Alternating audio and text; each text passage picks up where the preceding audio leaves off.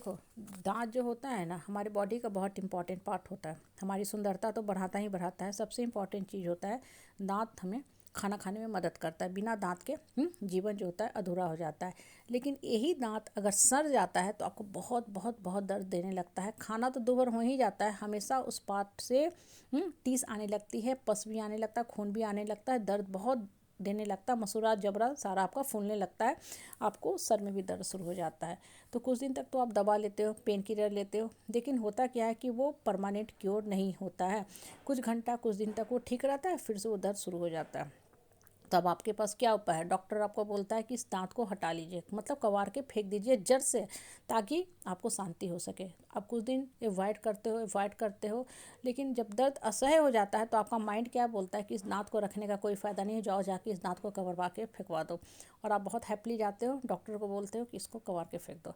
और जब दांत को डॉक्टर निकाल के फेंक देता है तो आपको बहुत राहत होता है। हालांकि दुखता तो है, बहुत दुखता है, लेकिन उसके बाद आपको राहत हो जाता है, चैन हो जाता है। फिर जो डॉक्टर दूसरा विधि विधान करता है, आपको दूसरा आर्टिफिशियल लगा देता है कुछ दांत, और फिर से आपका जीवन नॉर्मल हो जाता है। आप गौर करो ना, तो ये जो छोटी सी बात है हमें बहुत बड़ी शिक्षा देती है। हम भी क्या करते हैं, रिश्ता को इसी तरह ढोते रहते हैं। रिश्ता अगर प्यार से चल रहा है बहुत सुंदर है, बहुत सुंदर है, क्योंकि मनुष्य एक सामाजिक प्राणी है, इसीलिए समाज से परिवार से जुड़ना ही है, क्योंकि रिश्ता में उसको प्यार चाहिए, और प्यार आदमी देता भी है और प्यार तब मिलता भी है। मतलब संस्कारों के बंधन में बंध के हम लोग रिश्ता प्यार से चलाना चाहते हैं।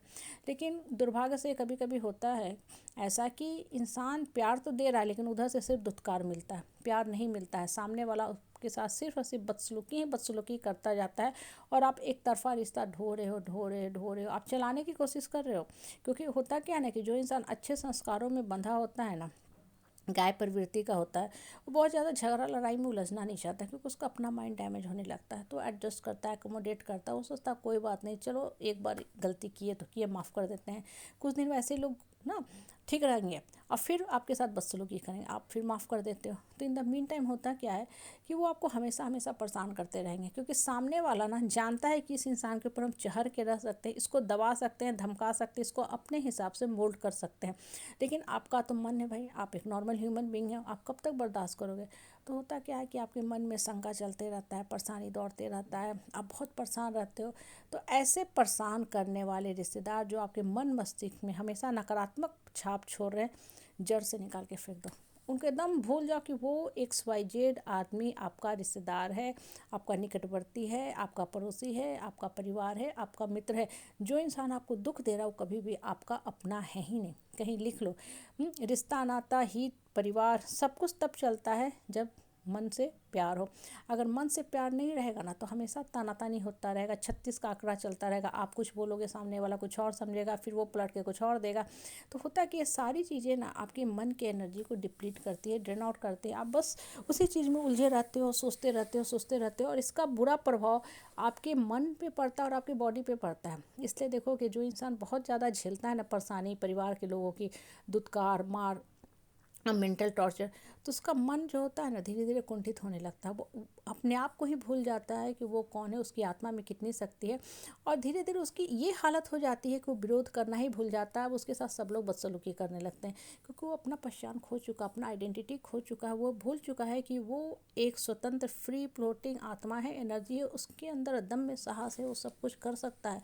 लेकिन चूंकि वो अपनी शक्ति को भूल गया है, जैसे हनुमान जी जो थे अपनी शक्ति को भूल गए थे, वही चीज़ इंसान के साथ भी होता है। जब आप अपनी शक्ति को भूल जाओगे ना तो आप कुंठित जीवन ही जियोगे और रोते और बिलखते रहोगे। इसलिए हम लोग भगवान का चिंतन मनन स्मरण ध्यान पूजा पाठ मेडिटेशन करते हैं, कि धीरे धीरे ना हमको अंदर की आवाज़ आने लगती है। जब अंदर की आवाज़ आने लगती है तब आपको पता चलता है हम कितने शक्तिशाली हैं, मेरे अंदर कितनी शक्ति है, हम सब कुछ कर सकते हैं। क्योंकि अब आप अपने आप से बात करने लगे, अब आपकी आत्मा गाइड कर रही है। पहले आप लोगों की बातों में रहते थे, सबको खुश करने में लगे रहते थे। सबसे बड़ी भूल इंसान यही करता है, सबके सर्टिफिकेट पे जीने की कोशिश करता है और सबको खुश करने में लगा रहता है। इन द मीन टाइम दूसरा तो खुश नहीं होता, लेकिन आपका अपना जीवन बर्बाद हो जाता है, ख़त्म हो जाता है, जीवन निकल जाता है जीवन की परिभाषा समझने में। और जब जीवन जीने का समय आता है तो जीवन जीने का समय ख़त्म हो जाता है। इसलिए ऐसे बेकार के वाहियात के लोगों को एकदम मन से जड़ से निकाल के फेंक दो।